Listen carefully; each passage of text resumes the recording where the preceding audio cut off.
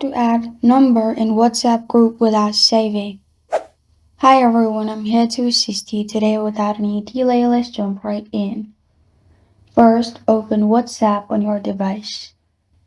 In here, click on the group you want to add a person in and then press on the group's name at the top.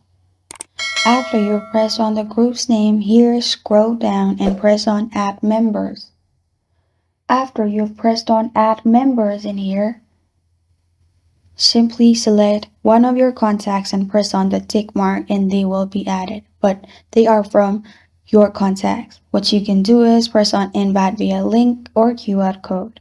After you press on it, here you will find link. Simply press on copy link. After you've copied the link, you can send this link to the person without saving their name in your contacts. After they get the link, they can simply click on the link and join the group. This is how to add number in WhatsApp group without saving. Thank you for joining me today. If this video helps you out, please leave a like and subscribe for more. Got a question or want to suggest a topic? Comment below. Thank you for watching.